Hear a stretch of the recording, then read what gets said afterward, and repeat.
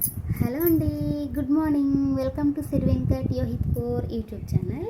ఈరోజు మన ఛానల్లో ఒక చిన్న టాపిక్ గురించి చెప్తున్నానండి. అది ఏం లేదండి, బేసిక్ ఇన్ఫర్మేషన్, బేసిక్ థింగ్స్ అన్నమాట. ఫస్ట్ ప్రతి ఒక్కళ్ళు ఎవ్రీవన్ షుడ్ నో, ప్రతి ఒక్కళ్ళు తెలుసుకోవాల్సిన బేసిక్స్ థింగ్స్ అండి.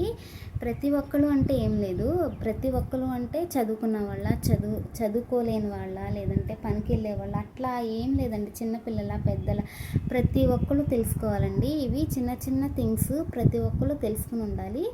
ఫస్ట్ బేసిక్స్ థింగ్స్ గురించి చెప్తున్నాను. ఇప్పుడు నార్మల్ వాల్యూస్ చెప్తానండి. మన బాడీలో జరిగే normal values of our body. Normal values ఏమంటే, మన బాడీకి మనకు టెంపరేచర్ వచ్చిందనుకోండి, ఫీవర్ వచ్చిందనుకోండి, వెంటనే డాక్టర్ దగ్గరికి పరిగెత్తకుండా మన దగ్గర థర్మోమీటర్ ఉంటే చెక్ చేసుకోండి. లేదు అంటే జస్ట్ మనకు తెలుస్తుంది కదా, అలా థర్మోమీటర్ కంపల్సరీ పెట్టుకోండి. ఎందుకంటే చదువులేని వాళ్ళు, చదువుకున్న వాళ్ళు కూడా కొంతమంది ఫీవర్ వచ్చిందని కానీ డాక్టర్ దగ్గరికి వెళ్ళకుండా థర్మోమీటర్ ఉంటే ఒకసారి చెక్ చేసుకోండి. నార్మల్ టెంపరేచర్ 98.6 డిగ్రీ ఫారెన్హీట్, అది నార్మల్ టెంపరేచర్. 99 కూడా ఉండొచ్చు, కొంచెం ఎప్పుడైనా ఫీవర్ వస్తే అది నార్మల్ కిందే కన్సిడర్ చేయొచ్చు. అది కాకుండా ఇంకొంచెం మనకు 100 అలా ఎబోవ్ ఉన్నా, అది 100 ఎబోవ్ ఉన్నా కానీ మనం వెంటనే జ్వరం రాగానే 2 డేస్ అన్నా ఫీవర్ రాగానే చూడాలండి. వెంటనే డాక్టర్ దగ్గరికి వెళ్ళకూడదు. డాక్టర్ కూడా అవే మెడిసిన్ ఇస్తారు, డాక్టర్స్ కూడా అవే చెప్తారు. 2 డేస్ అన్నా చూడండి, నార్మల్ పారాసిటమాల్ అవి వేసి. తర్వాత యాంటీబయాటిక్స్ గురించి చూద్దాము అని. ముందు మనం బేసిక్స్ ఏం తెలుసుకోవాలి. మన ఇంట్లో మన బాబుకు ఫీవర్ వచ్చిందనుకోండి, బాబుకో పాపకో, ఫస్ట్ మనం టెంపరేచర్ చెక్ చేసుకోవాలి. ఎంత ఉంది టెంపరేచర్, నార్మలే ఉందా, 99 ఉందా, పర్లేదు కొద్దిగానే ఉంది, అంత అవసరం పడదు. ట్యాబ్లెట్స్ కూడా, సిరప్స్ కూడా పిల్లలకి ఎక్కువ యూస్ చేయకూడదండి. మనకి ఓకే అనిపిస్తే ఆ పూటకు వదిలేయండి. ఇంకొంచెం ఎక్కువ అనిపిస్తుంది, ఒకసారి టెంపరేచర్ చెక్ చేసుకోండి. టెంపరేచర్ 98.6 డిగ్రీ ఫారెన్హీట్ కదా, మనకి సుమారుగా కూడా అది బాడీ తెలుస్తుంది. ఒకవేళ థర్మోమీటర్ చెక్ చేయకపోయినా ఎక్కువగా అనిపిస్తుంది అంటే ఒక పారాసిటమాల్ వేయండి. పిల్లలైతే సిరప్ వేయండి, ఒక పారాసిటమాల్ వేసి చూడండి. పిల్లలకే కాదు మనకైనా ఒక పారాసిటమాల్ వేసుకుని చూడాలి. ఫస్ట్ 2 డేస్ ఏం కంగారు పడకూడదండి. ఫస్ట్ 1 or 2 డేస్ ఫస్ట్ మనం బేసిక్స్గా పారాసిటమాల్ ట్యాబ్లెట్ ఆర్ పిల్లలకైతే సిరప్ వేసి చూడాలి. ఇంకా తగ్గట్లేదంటే అప్పుడు ప్రిఫర్ టు డాక్టర్ దగ్గరికి అప్పుడు మనం వెళ్ళాలి.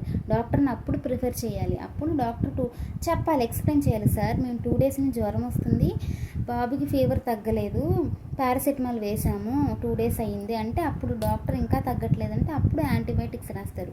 కొంతమంది ఏం చేస్తారండి, పిల్లలకి ఫీవర్ వచ్చింది అని కంగారు పడిపోయి ఫస్ట్ డాక్టర్ దగ్గరికే వెళ్ళిపోతారు. డాక్టర్ ఏం చెప్తారు, ముందు 2 రోజులు వాడండి అమ్మ, తర్వాత తగ్గపోతే తీసుకురండి అంటారు. ఎందుకంటే యాంటీబయాటిక్స్ అనేవి ఎక్కువ యూజ్ చేయకూడదు. యాంటీబయాటిక్సే అని కదా, పారాసిటమాల్ కూడా ఎక్కువ యూజ్ చేయకూడదు. పిల్లలు కాబట్టి తట్టుకోలేరు కాబట్టి మనమంటే 1 డే చూస్తాము, పెద్దవాళ్ళు అంటే 1 డే చూడొచ్చు, ఏం కాదు. అక్కడికి ఇంకా ఫీవర్గానే ఉందంటే అప్పుడు పారాసిటమాల్ ప్రిఫర్ చేయండి. ట్యాబ్లెట్స్ కూడా ఎక్కువ యూజ్ చేయకూడదు, హెల్త్కి కూడా చాలా మంచిది కాదు. ఇప్పుడున్న ఈ జనరేషన్లో ఇంకా తప్పదండి, యూజ్ చేస్తున్నాం. కానీ మామూలుగా వెంటనే రాగానే మాత్రం యూజ్ చేసుకోకండి. పెద్దవాళ్ళు అయితే పిల్లలకు కూడా ఒకసారి 1-2 డేస్ చూడండి, అప్పుడు డాక్టర్ దగ్గరికి ప్రిఫర్ చేయండి. ఓకేనా ఫ్రెండ్స్, ఇది ఒక స్మాల్ తెలియని వాళ్ళ కోసం. తెలిసిన వాళ్ళు, చదువుకున్న వాళ్ళకి నార్మల్గా తెలుస్తుంది. కొంతమంది కంగారు పడిపోయే వాళ్ళు ఉంటారు కదా, తెలియకుండా గబగబా అమ్మో పిల్లలకి ఏదో అయిపోయింది, జ్వరం వచ్చేసిందని టెన్షన్ పడిపోయి హాస్పిటల్కి వెళ్ళిపోయి మందులు అవి ఎక్కువ వాడేయటం అలా చేయొద్దు. 2 డేస్ ఏం కాదు, చూడండి.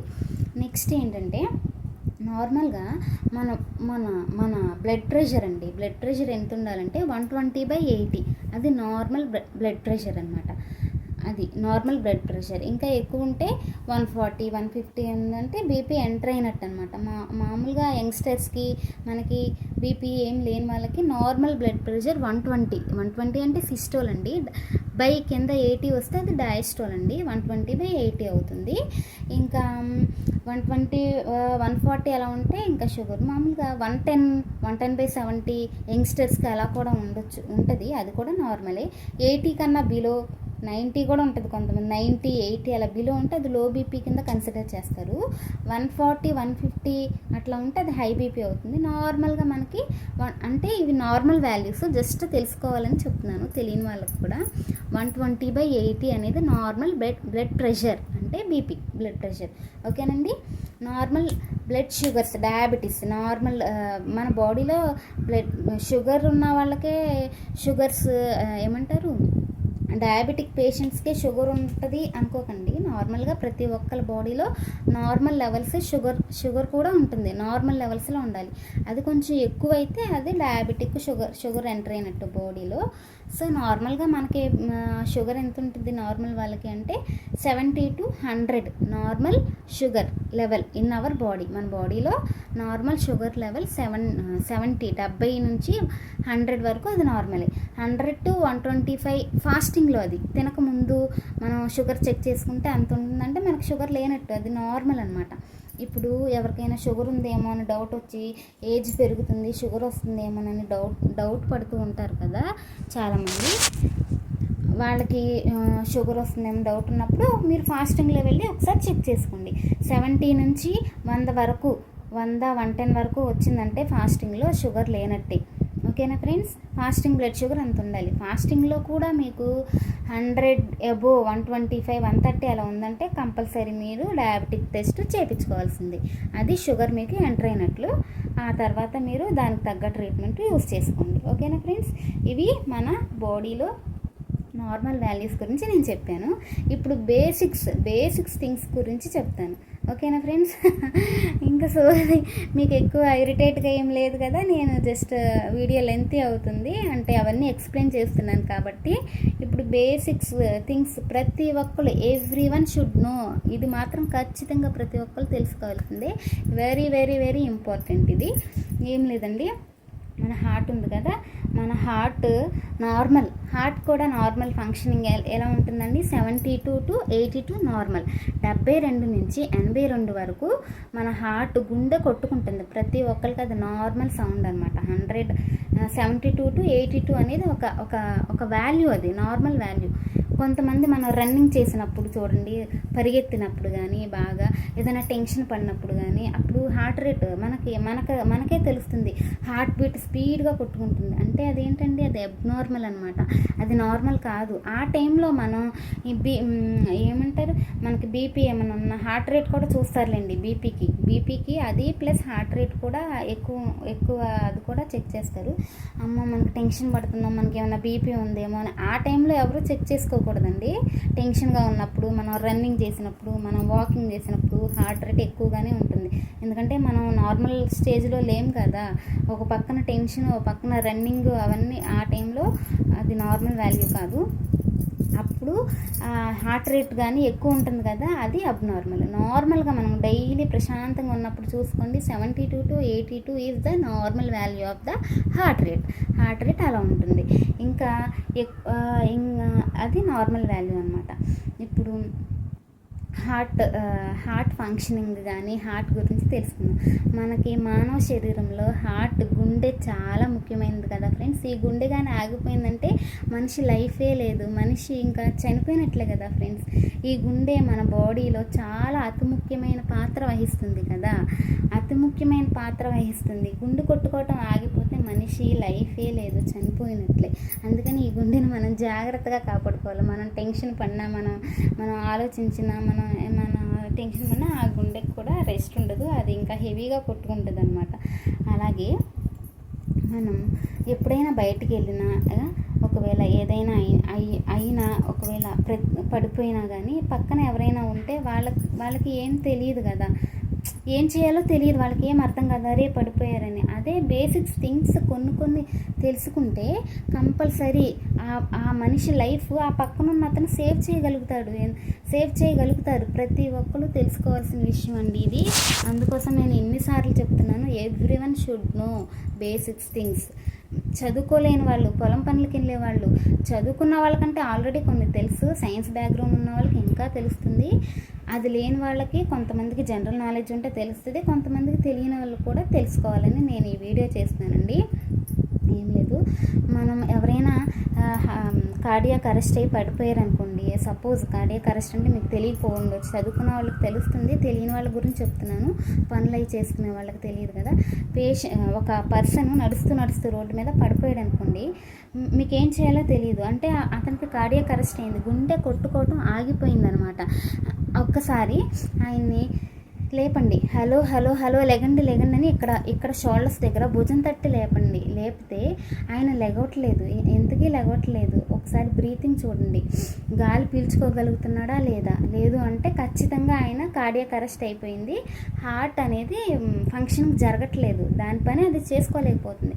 సో అప్పుడు మనం ఏం చేయాలి, పక్కనున్న వాళ్ళకి సో ఈ ఇన్ఫర్మేషన్ తెలుసు, ఈ టిప్స్, ఈ బేసిక్స్ తెలుసుంటే ఖచ్చితంగా అప్పుడు మనం 30 కంప్రెషన్స్ ఇవ్వాలి, 2 బ్రెత్స్ ఇవ్వాలి. అంటే ఏం లేదు ఫ్రెండ్స్, 30 కంప్రెషన్స్ అంటే మనం 2 హ్యాండ్స్ని ఇలా లాక్ చేసి ఇలా పడుకుంటాడు కదా ఆ పర్సన్, ఆయన చెస్ట్ మీద ఇలా పెట్టి స్ట్రైట్గా పెట్టాలి. ఇలా చెయ్య స్ట్రైట్గా పెట్టి 30 టైమ్స్ 1 2 3 4 5 6 7 8 9 10 అని 30 టైమ్స్ స్ట్రైట్గా పెట్టి ఇలా చేయాలి. ఇలా చేసి 30 టైమ్స్ చేశాక 30:2 అంటే ఏంటంటే 30 టైమ్స్ మనం కంప్రెషన్స్ ఇవ్వాలి.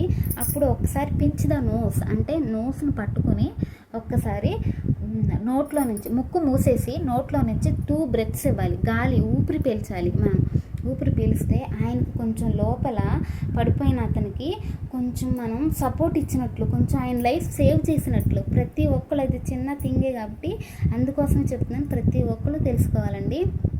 పడిపోతే ఆయన లైఫ్ మనం సేవ్ చేసినట్లు కాబట్టి ఈలోపు మన దగ్గర ఫోన్ ఉండో లేకపోతే ఎవరికైనా ఇన్ఫర్మేషన్ తెచ్చినా వాళ్ళు వచ్చే వరకు లేట్ అవ్వచ్చు కదా. సో ఎవరు లేరు, రోడ్డు పక్కన ఇద్దరే ఫ్రెండ్స్ నడుచుకుంటూ వెళ్తున్నారు, లేకపోతే పని చేసుకునే వాళ్ళే ఇద్దరు వెళ్తున్నారు, ఈ ఇన్ఫర్మేషన్ వాళ్ళకి తెలుసుంటే ఆ person life everyone should no. అందుకని ఆ పర్సన్ లైఫ్ తను సేవ్ చేసినట్లే. లేదంటే అక్కడికక్కడ కొలాప్స్ అయిపోయి చనిపోతారు. అప్పుడు తను ఏం చేయాలి, వెంటనే 30 ఇట్లా హ్యాండ్ని, 2 హ్యాండ్స్ని టైట్గా లాక్ చేసేసేయండి. ఇలా పెట్టి 30 కంప్రెషన్స్ ఇచ్చి ముక్కు పట్టుకుని 2 బ్రెత్స్ ఇవ్వాలి, గట్టిగా గాలి ఇట్లా మౌత్ టు మౌత్ బ్రీతింగ్ అంటారు దాన్ని. ఒకవేళ అది ఇవ్వటం ఇష్టం ఉండదు కదా చాలామందికి, అది ఇవ్వకపోయినా at least main important is compressions, chest compressions. ఇట్లా పెట్టి 30 ఇచ్చి మళ్ళీ బ్రేక్ ఇవ్వాలి. బ్రేక్ ఇచ్చి 30:2 అంటే 2 బ్రెత్స్ ఇవ్వాలి. ఒకవేళ బ్రెత్స్ ఇవ్వలేకపోయినా కంప్రెషన్స్ మధ్యలో 30 ఇచ్చి బ్రేక్ ఇచ్చి మళ్ళీ కంప్రెషన్స్ ఇవ్వండి. Compressions is the most important role in heart collapsed patients. ఓకేనా ఫ్రెండ్స్, మోస్ట్ ఇంపార్టెంట్ రోల్ అంటే చాలా ముఖ్యమైన పని కంప్రెషన్స్ అనేది. ఇవ్వగలిగితే బ్రెత్స్ కూడా ఇవ్వండి.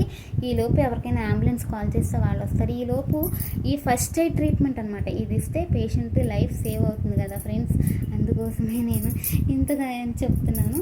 నేను చదువుకున్నప్పుడు ఇన్ఫర్మేషన్ కొంచెం ఉంటే నేను ఒక పేపర్లో ఇప్పుడే పెట్టుకున్నాను, గుర్తున్నాయి, రాసుకున్నాను ఫ్రెండ్స్. నేను సైన్స్ బ్యాక్గ్రౌండ్ ఉన్న స్టూడెంట్ని, మెడికల్ సైన్స్ బ్యాక్గ్రౌండ్ ఉంది. నేను బీఎస్సీ నర్సింగ్ చేశాను, జాబ్ కూడా చేశానండి హైదరాబాద్లో. అయితే ఇప్పుడు ప్రస్తుతానికి చేయట్లేదు. సో ఈ టాపిక్ చెప్పాలని అనుకుని నేను చెప్తున్నాను. సైన్స్ బ్యాక్గ్రౌండ్ నుండి తెలిసిన వాళ్ళకి తెలుస్తుంది, నేను డీప్గా చెప్పట్లేదండి. సైన్స్ బ్యాక్గ్రౌండ్ నుండి చదువుకున్న వాళ్ళ కోసం చెప్తున్నాను, మీకు నేను డీప్గా చెప్పట్లేదు. రాని వాళ్ళకి బేసిక్స్ చెప్తున్నాను అంతే, జస్ట్ బేసిక్ ఇన్ఫర్మేషన్ అండి. అలా వేస్తే ఆ మనిషి లైఫ్ మనం సేవ్ చేసినట్లండి. కంపల్సరీ వాళ్ళ హార్ట్ కొంచెం ఫంక్షనింగ్ స్టార్ట్ అయ్యిద్ది, ఈలోపు అంబులెన్స్ వస్తుంది, వాళ్ళు తీసుకుపోతారు. ఇంకోటి ఏడీఈ అండి, ఏడీ అంటే డీఫిబ్రిలేటర్ అనమాట. హాస్పిటల్కి వెళ్ళగానే కంప్రెషన్స్ వాళ్ళు కూడా స్టార్ట్ చేస్తారు. ఈలోపు ఇంకా వెంటనే ఏదైనా ఎమర్జెన్సీ ఉంటే డీఫిబ్రిలేటర్ పక్కన పెట్టుకుంటారు. డీఫిబ్రిలేటర్ అంటే ఏం లేదండి, అది జస్ట్ ఎలక్ట్రిసిటీ అనమాట. షాక్ ఇస్తారు కదా, కరెంట్ షాక్ పడుకోబెట్టి షాక్ ఇస్తే ఆ హార్ట్కి షాక్ ఇట్లా ప్యాడిల్స్ ఉంటాయి, ఇట్లా పెట్టి షాక్ ఇచ్చారంటే పేషెంట్ కొంచెం ఇట్లా పైకి లేస్తారనమాట. షాక్ కరెంట్ షాక్ అనమాట. అది డీఫిబ్రిలేటర్ అంటే అది కూడా ఇప్పుడు అంబులెన్స్లో దాన్ని కూడా తీసుకొస్తున్నారు ఏమోనండి, నాకు అంత తెలీదు. అది జస్ట్ జస్ట్ ట్రాలీ లాగానే ఉంటుంది. అది జస్ట్ మనం ఇట్లా ట్రాలీ లాగా మనం పెట్టేయచ్చు. మరి అంబులెన్స్లో కూడా అది పెడుతున్నారో ఏమో తెలియదు. ఒకవేళ పెడితే అక్కడ ప్లగ్ ఉంటే కనెక్ట్ చేసేసి దాన్ని ప్యాడిల్స్కి జెల్ అయి పెట్టేసి ఇక్కడ మనం హార్ట్ దగ్గర ఒకటి ఇక్కడ పెట్టేసి ఇది పెడతారు. వెంటనే కొంచెం హార్ట్ అనేది కొంచెం షాక్ ఇవ్వటం మూలంగా కొంచెం మూమెంట్ ఉంటుంది. అవన్నీ మీరు బేసిక్స్ తెలుసుకోవాలండి ప్రతి ఒక్కరు. అందుకోసమే చెప్తున్నాను ఫ్రెండ్స్. ఇది ఏదో పెద్దగా చేసేది ఏం కాదు కదండి. పక్కన ఒక మనిషి పడిపోతే ఆ మనకి గాలి ఆడట్లేదు, బ్రీతింగ్ గాలి ఆడట్లేదు అంటే ఖచ్చితంగా కార్డియాక్ అరెస్ట్ అయిందని అనుకుని మనం కంప్రెషన్స్ వేస్తే మంచిదండి. పేషెంట్ లైఫ్ సేవ్ చేసిన వాళ్ళం అవుతాం ఫ్రెండ్స్. ఈ చిన్న బేసిక్ ఇన్ఫర్మేషన్ చెప్పడం కోసం నేను ఒక బుక్లో కూడా జస్ట్ ఇప్పుడు ఒక పేపర్లో కూడా ఇదిగోండి నేను రాసుకుని మరీ మీకు చెప్తున్నాను. ఇవన్నీ రాసుకున్నాను. నాకు ఆల్రెడీ తెలుసు కాబట్టి నేను అలా చెప్పేశాను. కానీ ఏదైనా మర్చిపోతే రాసుకున్నానండి, అంతేనండి. అదే చిల్డ్రన్స్కి అయితే పిల్లలకు కూడా అంతేనండి. పిల్లలకి ఇంత హార్డ్గా ఇలా ఏం పెట్టి ఇవ్వద్దండి. పిల్లలైతే జస్ట్ ఒక చేయి మీద ఇంకొక చేయి పెట్టి జెంట్లుగా స్మూత్గా ఇవ్వాలి. వాళ్ళకు కూడా సేమ్ 30:2 ఇట్లా స్ట్రైట్గా పెట్టి స్మూత్గా. గట్టిగా కొడితే వాళ్ళు చిన్న హార్ట్ కదండి, మనం గట్టిగా కంప్రెషన్స్ చేయకూడదు. పెద్దవాళ్ళకైతే మనం టైట్గానే కంప్రెషన్స్ చేయొచ్చు, చిన్నపిల్లలకి అలా చేయకూడదు. ఓకేనా ఫ్రెండ్స్? ఇదిగోండి నేను ప్రతి ఒక్క పాయింట్ నాకు గుర్తుండాలని నేను ఇలా రాసుకున్నాను. అయినా కానీ నాకు గుర్తున్నాయి మొత్తం చెప్పేశాను. ఏఈడి అంటారండి, defibrillator full spelling automated external defibrillator. Automatic external defibrillator అన్నమాట. అది కరెంట్ షాక్కి ఇస్తారు. Everyone can learn. ప్రతి ఒక్కరు నేర్చుకోవాలి friends. CPR can save somebody's life. So everyone can learn. CPR అనేది ఒక మనిషి, ఒక హ్యూమన్ అంటే ఉమెన్స్ అంటే మనుషులు, ఒక మనిషి ప్రాణం కాపాడుతుంది. సో ప్రతి ఒక్కరు తెలుసుకోవాలి. సో నేను అందుకోసం ఈ వీడియో తీశాను. మీకు నచ్చితే ఈ వీడియో కనుక మీకు నచ్చితే please like, share and subscribe. Thank you friends. ఇంకొక టాపిక్తో నేను మరొక వీడియో తీస్తాను. ఓకేనా ఫ్రెండ్స్? మీకు నేను చెప్పిన ఈ సిపిఆర్ గురించి అర్థమైందని అనుకుంటున్నాను. నార్మల్ వాల్యూస్ కూడా తెలుసుకోండి. ఇంట్లో ఫీవర్ వస్తే వెంటనే డాక్టర్ దగ్గరికి వెళ్ళకుండా అది తెలుసుకోండి ఫ్రెండ్స్. ఓకేనా? షుగర్ గురించి చెప్పాను, normal value, temperature, BP and mainly cardiac arrest అంటే గుండెపోటు వచ్చి మనిషి పడిపోతే కొలాప్స్ అయిపోతే మనం ఏం చేయాలి? Just first treatment, small things. ఓకేనా ఫ్రెండ్స్? మీకు కనుక ఈ వీడియో నచ్చినట్లయితే please like, share and subscribe. Thank you friends. ఇలాంటి మరిన్ని వీడియోస్ నాకు తెలిసినవి మీతో షేర్ చేయాలనుకుంటున్నాను. ఓకేనా friends? Bye friends. Bye Tata.